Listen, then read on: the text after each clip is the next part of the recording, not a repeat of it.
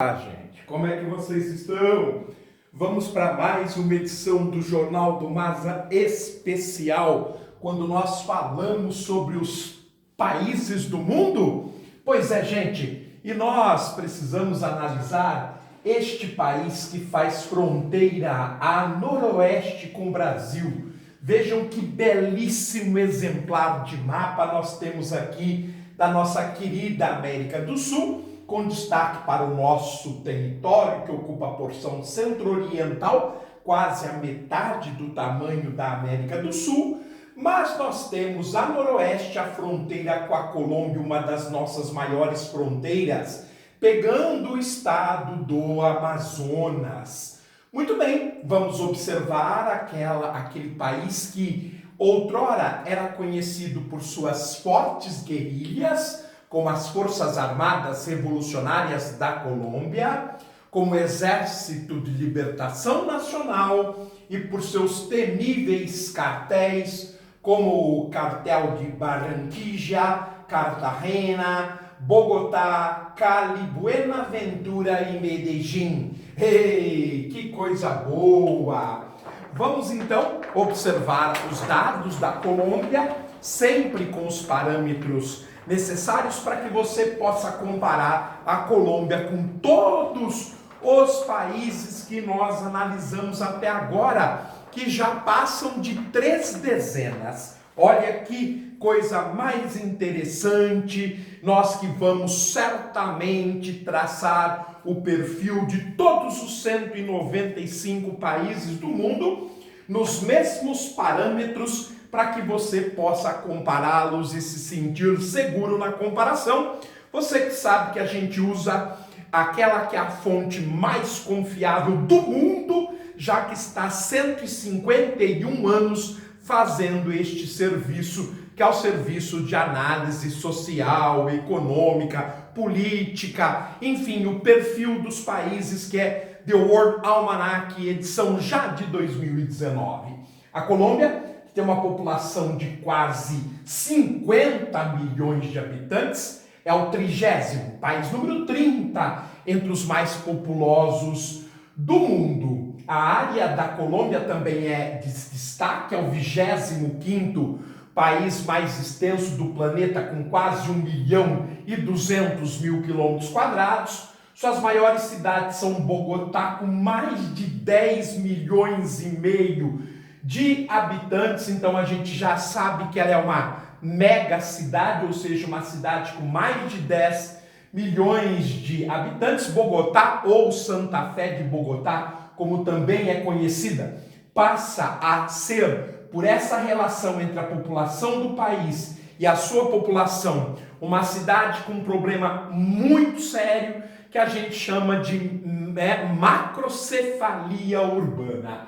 Medellín é famosa por seu cartel no passado, pelo controle do narcotráfico, quase 4 milhões de habitantes, e Cali também um forte cartel ligado ao narcotráfico, com um pouco mais que 2.700.000 habitantes. Essas são as 3 cidades mais populosas do país. Quando a gente compara a população com a área, nós temos uma grandeza muito utilizada em geografia, chamada densidade demográfica, no caso colombiana de 47 habitantes por quilômetro quadrado, quase o dobro do Brasil, que é de 25. O crescimento vegetativo é reduzido, o brasileiro é 0,9% ao ano, o deles é de 1%, o que já vai começando a caracterizar a população colombiana como típica de um país emergente, não típica de um país exclusivamente pobre. Para confirmar isso,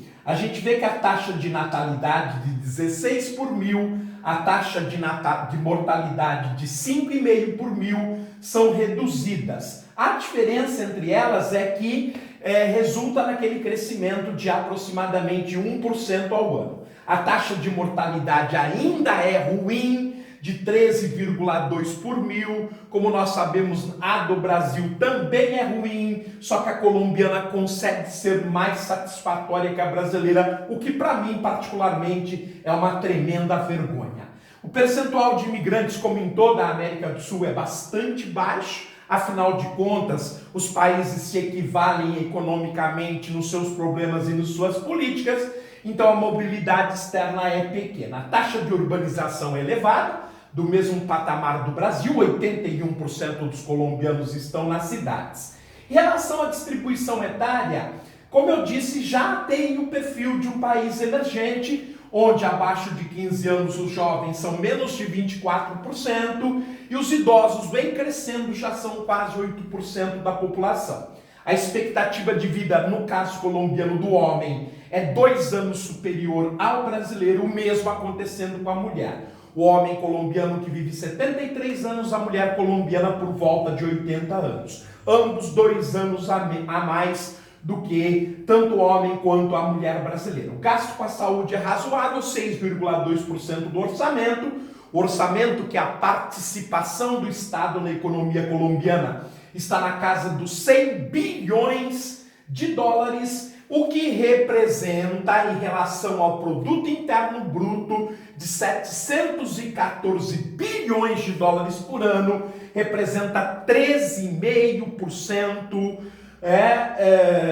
da gestão econômica do Estado, da participação do Estado na economia. É o que eu chamo de número mágico. Do Brasil é 25%. Como nós demonstramos aqui em quase 3 dúzias de países, sem nenhuma falha, todo Estado que gasta mais na economia, que participa mais na economia, o país é mais rico que o Brasil, e todo Estado que participa menos é mais pobre que o Brasil, destruindo aquele argumento absurdo da imprensa e do próprio governo de que quanto maior a ingestão do Estado na economia, mais atrasado ele é. Mais uma das mentiras propagadas pelo atual governo, que tem como suporte toda a mídia brasileira, com exceção daquela mídia que combate, que vai até a verdade, como é o caso do nosso Jornal do Maza. Já a grande mídia, a mídia marrom, a mídia comprada, a mídia induzida e paga para que os seus jornalistas mintam,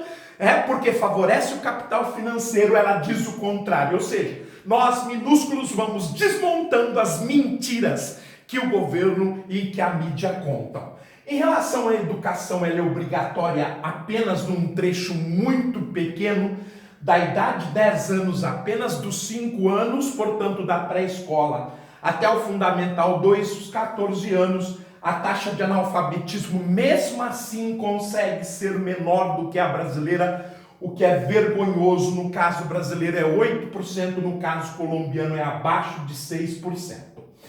O governo, assim como o brasileiro, em praticamente toda a América, é uma república presidencialista. O atual chefe de governo no estado é o presidente neoliberal de direita Ivan Duque Marques, o mesmo que descumpriu o acordo com as Farc, e as Farc voltaram a atormentar e vão piorar a situação da Colômbia, que achou que daria para descumprir com os guerrilheiros e eles ficariam em verdes louros. Muito pelo contrário, o combate vai continuar e a Colômbia deve ser riscada dos mapas dos investimentos estrangeiros. Por quê? Porque Ivan Duque, incompetente para cumprir os acordos, sujeito despreparado, parece muito com a situação brasileira, ele desfaz o acordo com o seu próprio povo e aí ele atrai a chacina, a miséria, a violência, típico de alguém despreparado que desconhece a história do seu país, muito parecido com o governo brasileiro. Ele é um político recente, ele é de 1976, ou seja, bastante jovem, e assumiu o poder no dia 7 de agosto de 2018, portanto, muito recentemente. As Forças Armadas colombianas, elas são muito parecidas com a brasileira, são cerca de 300 mil soldados. No caso brasileiro, são 335 mil soldados. O orçamento na Colômbia das Forças Armadas é de 10 bilhões de dólares. O Brasil, o orçamento é 3 vezes maior. Ou seja, uma força armada do mesmo porte, no caso colombiano, para vigiar um território 7 vezes menor, é verdade, mas que tem que enfrentar problemas sérios com a guerrilha e com o narcotráfico. O orçamento é 3 vezes menor que o brasileiro, de tal forma que o soldado brasileiro ele custa para os cofres federais 90 mil dólares. É o que nós pagamos em impostos para manter um soldado das Forças Armadas na Colômbia, onde o problema, o pepino, é muito maior e a área para vigiar é muito menor. Eles gastam apenas 30 mil dólares por soldado. E mesmo assim, atualmente, o governo brasileiro quer privilegiar as Forças Armadas. Porém, nós aqui mostramos, denunciamos, debatemos e falamos a mentira contada sistematicamente. A mídia defende, evidentemente, esse soldado, que é um dos mais caros do mundo e que, como vocês estão vendo, não consegue contra-espionar um sujeito, um menino que espiona a Polícia Federal e mostra o debate entre Dallagnol e Moro, ou seja, santa incompetência Batman. Desconhecimento zero, conhecimento zero, ou seja, são nulos na verdade e custam muito caro. Que desperdício, Brasil! Eu utilizaria esses 30 bilhões de dólares para outros setores e acabaria com toda a Força Armada brasileira, como fez a Costa Rica e atrai investimentos internacionais. Aliás, para que servem as Forças Armadas brasileiras? O que eles fazem? Bom, voltando aqui, em relação à economia, nós temos um setor industrial, mas típico de um país que tem uma industrialização que não é de ponta, não é estratégica, têxtil, alimentar, química e produção de cimento, ou seja, muito modesta, muito clássica, agropecuária variada, graças aos vários climas, café, grande concorrente do Brasil, banana, arroz, fumo, milho e cana-de-açúcar, então é um adversário brasileiro no agronegócio, apesar que o Brasil vem superando. Outro destaque do país são os recursos naturais. Há petróleo, gás natural, carvão mineral, níquel, ouro, cobre e muitas pedras preciosas, sobretudo a esmeralda. Na questão da água, é um dos países que tem a maior quantidade per capita do mundo, são 49 mil metros cúbicos por habitantes, graças, sobretudo, às grandes bacias, a bacia amazônica, a bacia do rio Madalena, a bacia do rio Cauca. E este índice é superior, inclusive, ao brasileiro. Uma boa reserva de petróleo, 1 bilhão e 700 milhões de barris, sobretudo pelo tamanho da população e pela produção. A eletricidade produz 10 vezes menos que o Brasil. São 68 terawatts-hora. Então ainda falta eletricidade, o que mostra que há problemas de desempenho econômico na Colômbia. A força de trabalho já é bastante preocupante, porque ela passa pelo processo de financiarização, tanto que o setor terciário já gera 2/3 dos empregos e o setor produtivo ele fica com apenas 1/3 dos empregos. Por isso o desemprego elevado. 9% da população economicamente ativa colombiana procura um trabalho, o que é bastante preocupante. Junto com uma inflação de 4,3% ao ano, torna o custo de vida impeditivo no caso de qualificação da mão de obra, o que vai gerando desemprego estrutural, que é muito problemático. A moeda é o peso colombiano, uma das mais desvalorizadas do mundo, são 3.100 pesos colombianos para comprar $1. Mesmo assim, a balança comercial é deficitária, o que é um problema do país. O país compra 47 bilhões de dólares e vende 35 bilhões, portanto, uma balança comercial deficitária anual de 12 bilhões de dólares, que em parte é coberta pelo turismo com mais 5 bilhões de dólares.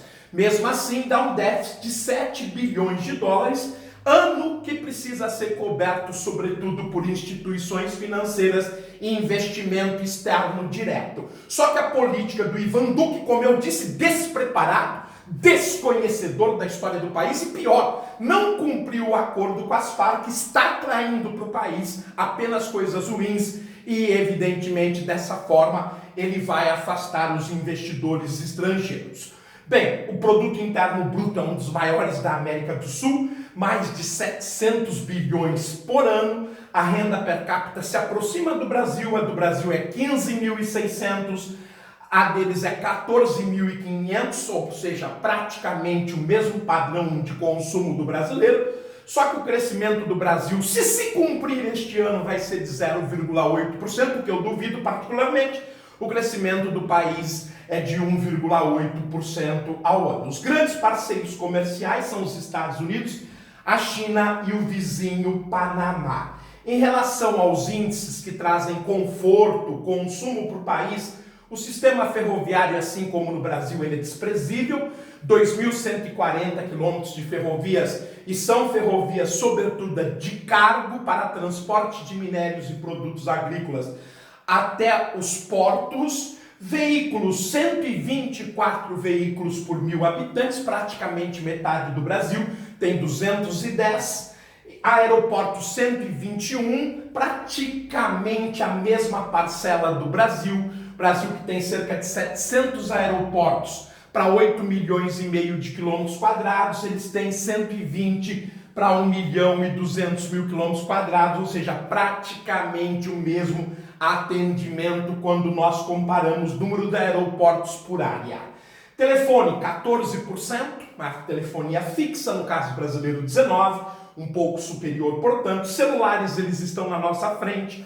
Nós temos 113 linhas celulares para cada habitante, eles têm 127, um dos maiores índices aqui da América, do continente americano. A internet, 62%, no Brasil 81%, a banda larga 45% ainda, e no caso brasileiro supera os 60%. Eu espero que vocês tenham, então, dados suficientes para comparar a realidade colombiana com a brasileira, ou com a norte-americana, ou com a francesa, enfim, com as quase 3 dúzias de países que nós já analisamos.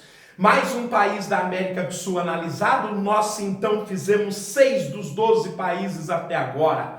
Fizemos Brasil, Argentina e Chile. Fizemos também Peru, agora Colômbia e Venezuela. Anda bem então a análise da América do Sul. Até breve, tudo de bom. Tchau, gente.